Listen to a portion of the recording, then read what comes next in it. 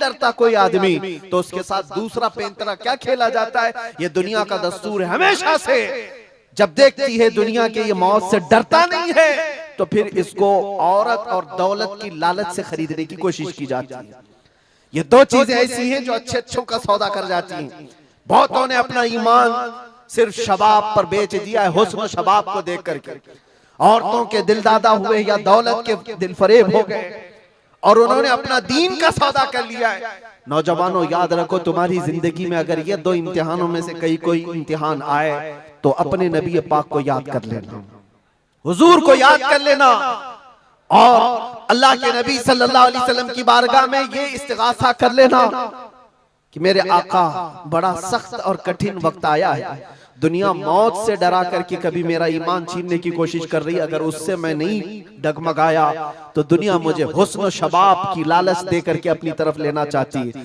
अब उस वजीर ने क्या किया, उस छोटे से नौजवान लड़के को अपने घर ले गया और उसकी बेटी थी जो निहायत हसीन और जमील, बहुत खूबसूरत लड़की उस वजीर की थी। अपनी बेटी को बुलाया और कहा, बेटी तेरे लिए एक काम देता हूँ, 1 महीना हमको मिला है, इस नौजवान को अपनी मोहब्बत में अपने हुस्न जमाल में लेकर के आजा, बादशाह सलामत से जो इनाम चाहे तुझे ला करके दे दूंगा। अपनी लड़कियां आशिकाने मुस्तफा को खरीदने के लिए कल भी भेजे जाते थे, आज भी भेजी जा रही है। हो सकता है बहुत सारी जगहों पर जो हमारे लोग मुर्तद होते जा रहे हैं, वो जो बच्चियां आज अपने दीन और ईमान का सौदा करके भागती हैं किसी गैर के साथ और कहीं जा करके शादियां रचाती, वो ये समझती हैं कि ये कॉमन सी बात है। वो दीन बेचने वाले लोग हैं, उनका हिस्सा दीन इस्लाम में कुछ नहीं। कल क़यामत के दिन देखना, तुमने अपने नफ्स की खातिर एक गैर मुस्लिम के साथ भाग करके निकाह किया, चाहे वो बेटी हो कि बेटा हो, अपने दीन से सौदा किया है और गद्दारी की है। कल क़यामत के दिन मुंह तो अल्लाह को दिखाना है, हुजूर की शफाअत के बगैर तो कुछ होना नहीं है। देखना हश्र में जो हुजूर पाक सल्लल्लाहु तआला अलैहि वसल्लम के साथ तुम खड़े रहोगे कि हम खड़े रहेंगे, वो वक्त आने वाला है। उस नौजवान के साथ क्या हुआ, वजीर ने अपनी बेटी तो लगा दी। अल्लाह की पनाह मेरे अजीजों, हुजूर पाक का इश्क का एक कतरा भी जिसके दिल में आता है, ऐसी चीजें उसके पांव को नहीं डगमगाती, ना कभी उसका ईमान खरीद सकती हैं, ना उसके दीन का सौदा कर सकती हैं। वो लड़की रोजाना आती, रात के वक्त बैठ जाती और ये नौजवान जैसे ही महसूस करता मेरे कमरे में अकेले तन्हा रहने के बावजूद वजीर की खूबसूरत हसीन जमील बेटी, जिसके निकाह के पैगाम बादशाहों के औलाद से आया करते थे, शहजादे निकाह का पैगाम भेजा करते, वो लड़की मेरे पास आकर बैठ जा रही है। नौजवान क्या करता था, मुसल्ला बिछाया और सजदे में गिर गया। जब तक वो उठती नहीं थी ये सर उठाता नहीं था। ये रात भर के सजदे इसके इसी तरह रहते, वो ऊँगती रहती, देखती रहती, इंतजार करती रहती और थक करके वापस चली जाती। महीना गुजरने को आया था मेरे अजीजों, उस नौजवान ने आंख भरकर एक बार देखा भी नहीं और वो थक हार करके महीना खत्म होने के बाद उस नौजवान को मुखातब करके कहती है, ऐ नौजवान एक बार मेरे हुस्न को देख तो ले। मुझे देखने के लिए बादशाहों के बेटों की भी कतार लगती है, कई बड़े बड़े लोग पैसों के अंबार लगा सकते हैं मेरे हुस्न को देखने के लिए, एक तू है कि मैं आता हूं तो मुसल्ले पे गिर जाता है। उठ एक बार देख तो ले, मुझे अल्लाह ने कैसा हुस्न दिया है, कैसा जमाल दिया है, एक बार देख तो ले। उस नौजवान ने आंखें झपकाए बगैर, पलटे बगैर जवाब दिया कि ऐ खातून तू अपना ये हरबा इस्तेमाल करना बंद कर दे, ये तेरा काम मुझ पर चल नहीं सकेगा। वजह यह है जिन आंखों में एक बार जमाले मुस्तफा बस चुका हो, उसको दुनिया का हुस्न कभी धोखा नहीं दे सकता, दुनिया का जमाल उसे खरीद नहीं सकता। वो खातून उठ गई और जवान की इन बातों से उसके दिल पर ऐसा वलवला तारी हुआ। वो खातून कहती है, ऐ नौजवान खड़ा हो जा, मैं तुझे खरीदने नहीं आई, मैं तुझे अपनी दामे फरेब में फंसाने नहीं आई, उठ जा, अब मेरी एक अर्जी सुन ले। नौजवान उठा और पूछा क्या अर्जी है। कहती है कि मैं अब तेरी मोहब्बत में गिरफ्तार हूँ, मैं चाहती हूँ कि तू मेरे दीन में ना आ बल्कि तू अपने दीन में मुझे दाखिल कर ले। जिसके हुस्न ने तेरी आंखों को ऐसा बाकमाल बनाया है कि तन्हा होते हुए भी कभी तूने मेरे हुस्न को नहीं देखा, मैं चाहती हूँ कि उस हुस्न के पैकर जमाले मुस्तफा की मैं भी दिलदादा हो जाऊं। उस नौजवान को उठाया और कहा, मुझे पढ़ा दे ला इलाहा इल्लल्लाह मुहम्मदुर रसूलुल्लाह। हर जमाने में आशिकाने मुस्तफा जो होते हैं, हर जमाने में जो आशिकाने मुस्तफा होते हैं वो दूसरों की छाप अपने ऊपर लेते नहीं हैं, बल्कि जहां जाते हैं अपनी छाप दूसरों पर छोड़ करके आते हैं। यही होती है जिंदगी आशिकाने मुस्तफा की। उस नौजवान ने उसे कलमा तैयबा पढ़ाया और उस खातून ने कहा चलो यहाँ से निकलो, कुफरिस्तान से निकल करके हम निकाह करते हैं और साथ जिंदगी गुजारेंगे। तवज्जो चाहता हूँ, तवज्जो चाहता हूँ, ये मेरी बात को खत्म होने दो। ऐ नौजवानों, आज तुम्हें कोई बहकाने वाला, खौलते हुए तेल में डालने वाला नहीं है, उसके बावजूद तुमने पता नहीं अपने कितने घंटे ये सारे सोशल मीडिया पर आई हुई ऐसी हसीना और जमीलाओं के पीछे अपनी रातें बर्बाद कर डाली। तुम्हें पता नहीं ये आंखें अल्लाह ताला ने तुम्हें किस लिए दिए हैं। दुआ ये करो कुछ ऐसा कर दे मेरे किरदिगार आंखों में, हमेशा नक्श रहे रूए यार आंखों में। उन्हें न देखा तो किस काम की है ये आंखें कि देखने की है सारी बहार आंखों में। अजीजा ने गिरामी, उस नौजवान ने उस खातून की बात सुन ली और कहा चलो मुझे इस जगह से, इस कैद से निकालो, हम ये शहर छोड़ देते हैं, ये मुल्क छोड़ देते हैं। उस खातून ने उस नौजवान को आजाद किया और साथ लेकर चल पड़ी। शहर भी छोड़ दिया, बाहर निकल पड़े। रात का वक्त है, अचानक वो आधा रास्ता तय किए कि पीछे से घोड़ों के दौड़ने की आवाज आई। तवज्जो चाहता हूँ, एक फौज आ रही है और हिनहिनाने वाले घोड़ों की आवाजें आने लगी। दोनों डर गए। नए लोग हैं, नौजवान लड़का है, नौजवान लड़की है और शहर से भागे हुए हैं, दीन इस्लाम कबूल करके निकले हुए हैं। बादशाह को हो सकता है खबर हो गई होगी, वजीर को पता चल गया होगा कि कैद से निकला हुआ ये फरार मुजरिम हमारा शहर छोड़कर जा रहा है। पूरी फौज आती हुई नजर आ रही थी। ये दोनों एक दरख्त के पीछे ओट पर छुप कर खड़े हो गए। पता नहीं अब इसके आगे क्या होने वाला है, हमें गिरफ्तार कर लिया जाएगा, हो सकता है हमारा भी अंजाम वही होगा जो हमारे दो भाइयों के साथ हुआ। लेकिन इत्तेफाक की बात है वो घोड़े करीब से करीब आते गए, वो फौज करीब आ गई और जब आ गई तो करीब आकर वो फौज रुक गई। इन्होंने देखा नहीं ये फौज कौन थी, ये लोग कौन थे। दरख्त के पीछे छुपे हुए हैं नौजवान और वो दुशीजा। अचानक आने वाली फौज में से एक गरजती हुई आवाज आती है, नाम लेकर के नौजवान का पुकारा जाता है, ऐ फलां बिन फलां बाहर आ जा, बाहर आ जा। बाहर ये नौजवान आता है तो देखता है बादशाह की फौज नहीं है, वजीर की फौज नहीं है, बल्कि वो दोनों शहीद भाई घोड़े पर सवार है और सारी फौज में रसूलुल्लाह के वो शहीद सहाबा तशरीफ लाए हुए हैं। नारे तकबीर, नारे रिसालत, नारे रिसालत। ये नौजवान घबरा गया और पूछा, मैं अपने भाइयों को देख रहा हूँ घोड़ों पर सवार हैं, चंद दिनों पहले बादशाह ने खोलते हुए तेल में इनको उड़ेल दिया था, इनके जिस्मों को जला दिया था। ये देख करके आप कपकपी जिस्म पर तारी है, भीगी आंखों से पूछने लगा, बड़े भाई आप लोगों को जला दिया गया था, तेल में खोलते हुए डाल दिया गया था, आप लोग यहाँ कैसे आए?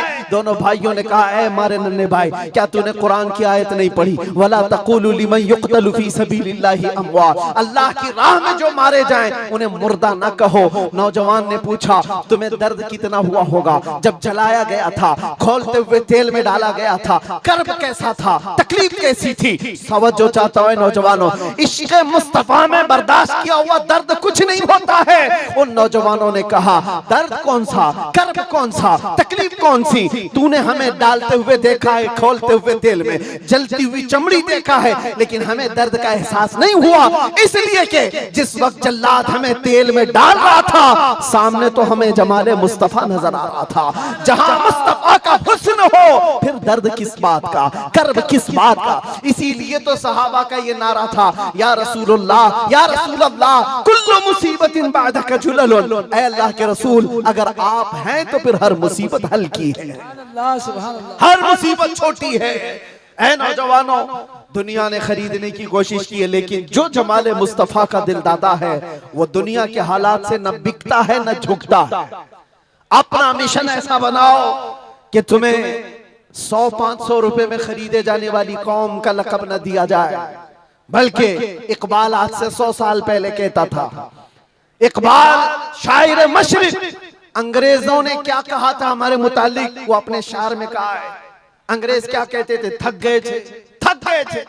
आपको क्या पता है हिंदुस्तान की इस आजादी में जितने आज बड़े बुलंद बांग दावे किए जाते हैं, पता है नौजवानों, तारीख याद रखो, 30,000 उलमाए अहले सुन्नत को इन्होंने दिल्ली से लेकर कश्मीर तक हर झाड़ी पर फांसी पे लटकाया हुआ था। 30,000 उलमाए अहले सुन्नत।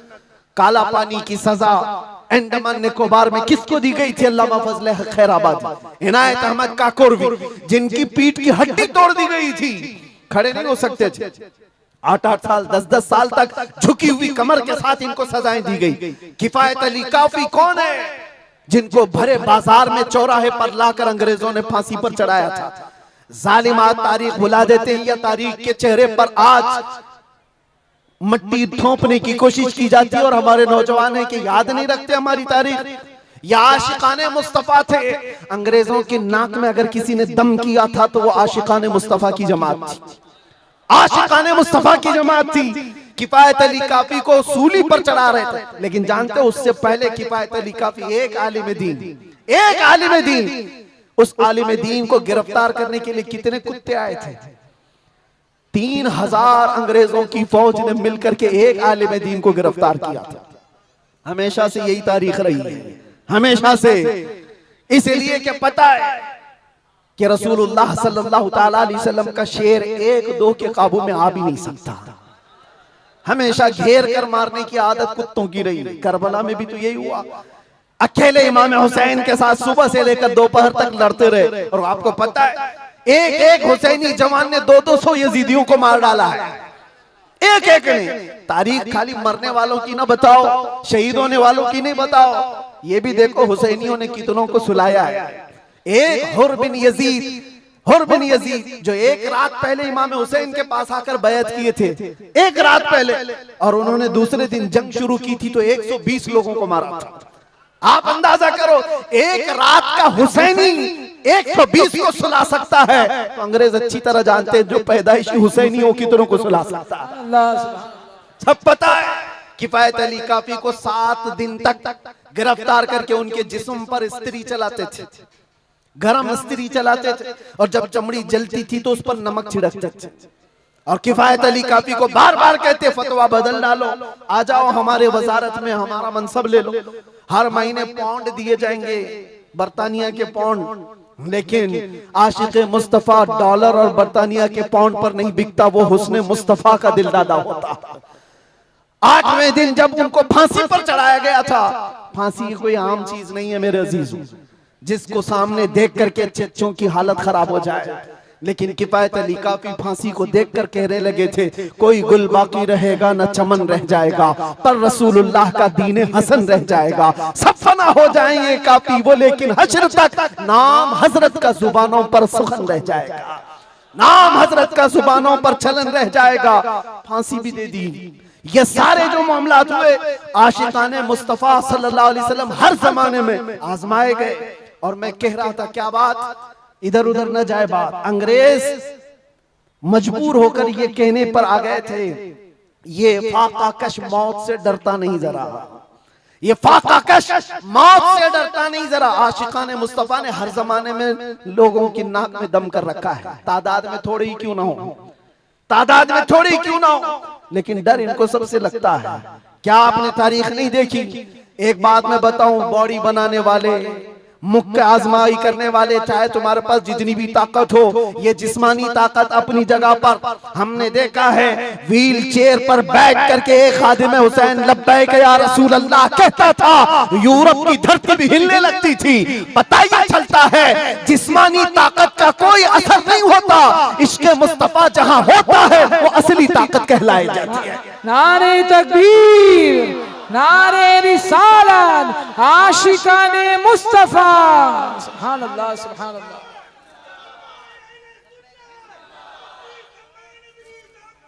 जिंदाबाद, अल्लाह अकबर। आला हजरत, आला हजरत, आला हजरत, आला हजरत, अल्लाह अकबर, या रसूल अल्लाह, जिंदाबाद, जिंदाबाद। मेरे अजीजों, बात सिर्फ इतनी है, यही मैंने एक साहब से पूछा था कि मियां तकरीरें बहुत होती हैं, भाषण भी बहुत होते हैं, क्या क्या नहीं कहा जाता। हमने खाली कुछ देर की खामोशी ही तो कहा था, खामोशी कहना क्या इतना बड़ा जुर्म बन गया? वो तो आप सबको भी पता है कहां कहां से हमारे जुलूस निकाले गए, कहां कहां का क्या क्या देखा। बहरहाल मैं वो दास्तानें बताने नहीं आया हूं, लेकिन इतनी बात मुझे आज भी एहसास दिलाती है, ये अल्लाह का करोड़ा एहसान है। तुमने मुझे हथकड़ियां पहनाई है, घुमाया, जहां भी रखा, जिस तरह भी रखा। 8 महीने क्या 8 साल रखते या 80 साल अगर उम्र होती तो रखते, इससे फर्क नहीं पड़ता। डर तो ये था कि चोरी में नहीं ले गया, डकैती में नहीं ले गया, रेप में नहीं ले गया, मर्डर में नहीं ले गया। दुनिया को तुम्हें बताना पड़ेगा इस आलिम को क्यों ले गया, तो तुम पुकार करके यही कहोगे इश्क मुस्तफा की बात करता था इसलिए ले गया। सुभान अल्लाह। लब्बैक लब्बैक लब्बैक या रसूल अल्लाह, लब्बैक लब्बैक लब्बैक या रसूल अल्लाह, लब्बैक लब्बैक लब्बैक। हमारा जुर्म यही तो है, दुनिया को तुम्हें बताना होगा क्या जुर्म किया था। अपनों को भी बताओ और दूसरों को भी बताओ। इसलिए मेरे अजीजों, कई मर्तबा ऐसा हुआ कि हमने अपने साहबों से पूछा भी था कि बात क्या है, छोटी सी बात को इतना ज्यादा क्यों बनाया गया। उन्होंने कहा बात छोटी है, लेकिन हमको ऐसा लग रहा है कि कई सालों से जो मरे हुए वो भी खड़े होने लग रहे हैं, कई सालों से जो सोए हुए हैं वो भी उठने लग रहे हैं। हम नहीं चाहते कि इस तरह का माहौल बन जाए, लेकिन याद रखना मेरे अजीजों, इश्क़ मुस्तफा पर बात करना, इज्जत मुस्तफा का चर्चा करना, अगर ये जुर्म है तो ये जुर्म मौत तक 1000 बार हम करते रहेंगे, 1000 बार करते रहेंगे। इसलिए कि इससे कोई समझौता नहीं। हाँ, हम कानून के खिलाफ कोई बात नहीं करते। अगर अपने नबी पाक की इज्जत की बात करना जुर्म है तो ये जुर्म तो हम करते ही रहेंगे, ये करता रहे, हर नौजवान भी करेगा। नामे मुस्तफा लेना कोई जुर्म नहीं है, हुजूर की इज्जत की बात करना कोई जुर्म नहीं है। लेकिन एक साहब ने कहा, मुझसे कहा कि मुफ्ती साहब आप बयान करो, जितना करना है अपने नबी की तारीफ करो, जो करना है करो, लेकिन आप ये दूसरों को कुत्ता क्यों बोलते हो, ये सारी चीजें क्यों कहते हो। मैंने कहा अगर आपकी माँ को कोई बदकार कह दे, आपकी माँ को कहे कि बदकार है, तो आपको कैसा लगे। तो खड़े हो गए, कहा मेरी माँ को क्यों मिसाल में ला रहे हो, आप मेरी माँ के बारे में मिसाल क्यों दे रहे हो। मैंने कहा अभी तो मिसाल ही दिया, गाली नहीं दिया, खाली मिसाल, सपोज, एग्जाम्पल, इस पर आप इतना भड़क गए। याद रखो मेरे अजीजों, आप अपनी माँ से जितना मोहब्बत करते हैं, करोड़ों माँ से ज्यादा एक सुन्नी आशिक रसूल अपने नबी से मोहब्बत करता। हमारी जाने कुर्बान उस नबी पाक की जात पर। आप रुए माज़ना में मुस्तफास, आप क्या समझते हो दुनिया में जो इज्जत है वो हमारी टोपी दाढ़ी से है, हमारे जुब्बे कुब्बे और हमारे रंगो नस्ल से है। हमें इज्जत हमारे रंगो नस्ल और हमारे नाम और नमूद, हमारे इल्म और हमारे मनसब, हमारी पगड़ियां और हमारे जुब्बे नहीं दिलाते। हमें जो इज्जत मिलती है वो किस बात पर, जब तक बिके न थे तो कोई पूछता न था, या रसूल अल्लाह तुमने खरीद कर हमें अनमोल कर दिया। ये नाज ये अंदाज हमारे नहीं होते, झोली में अगर टुकड़े तुम्हारे नहीं होते, जब तक के मदीने से इशारे नहीं होते, रोशन मेरी किस्मत के सितारे नहीं होते। बेदाम ही बिक जाए ये बाजार नबी में, इस शान के सौदे में खसारे नहीं होते।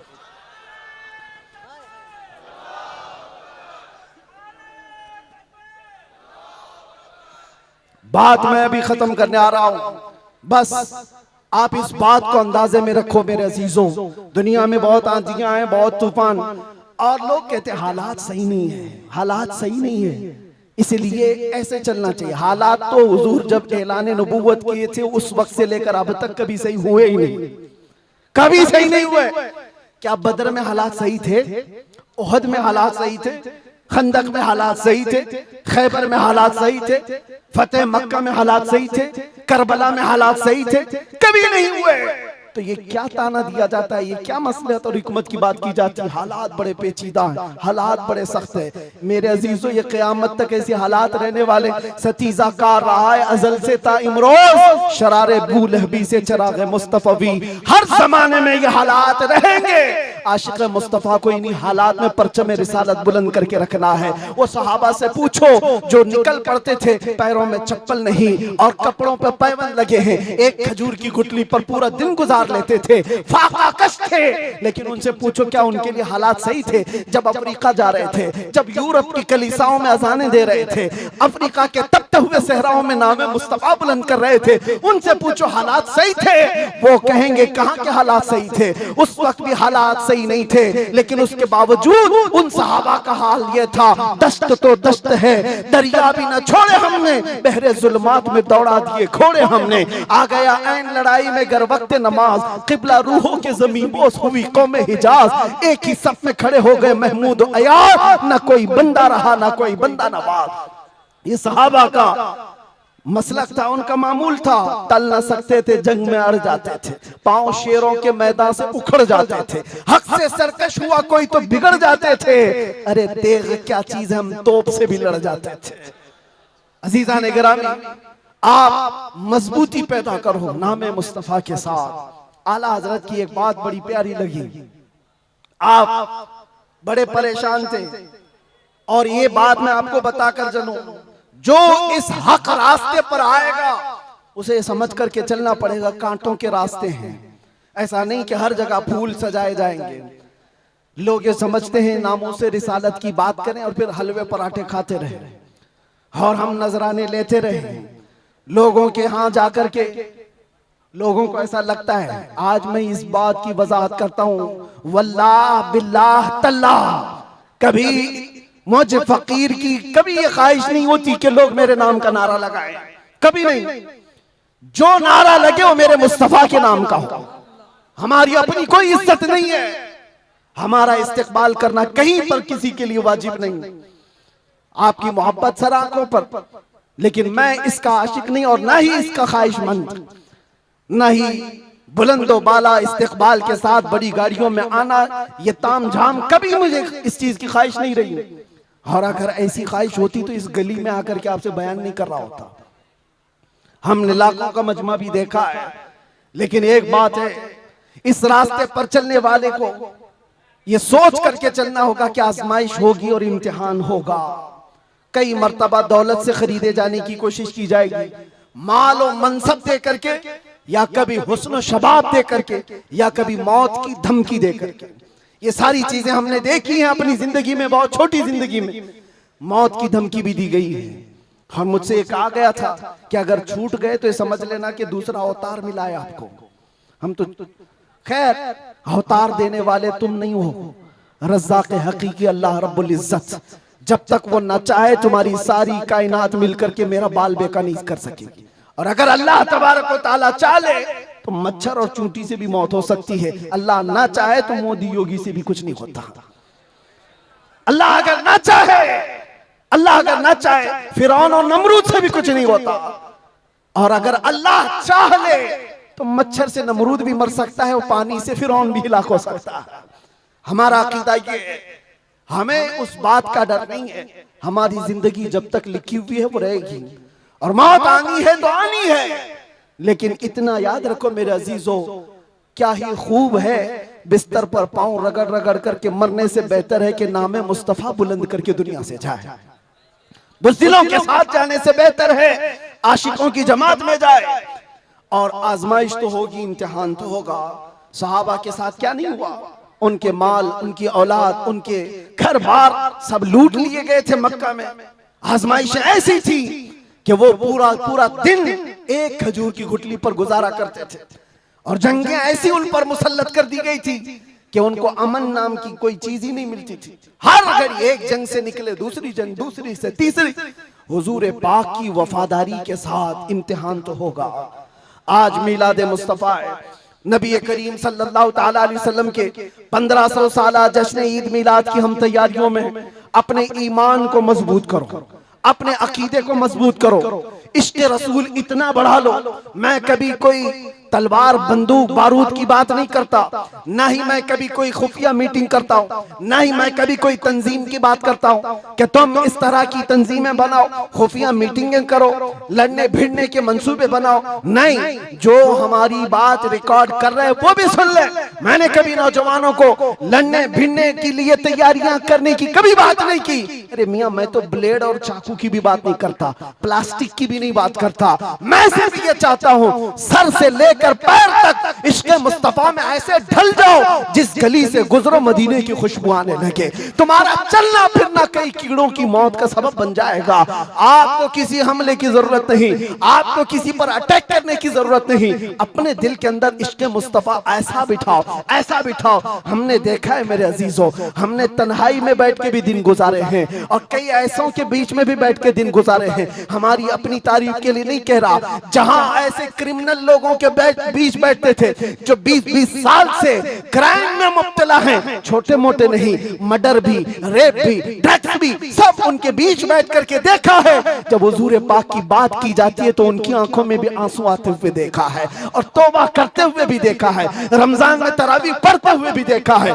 मैंने ये महसूस किया है दुनिया का एक ही इलाज है, इस उम्मत का एक ही इलाज है, वो मेरी बात का आखिरी हिस्सा है। इस दुनिया का एक ही इलाज है कि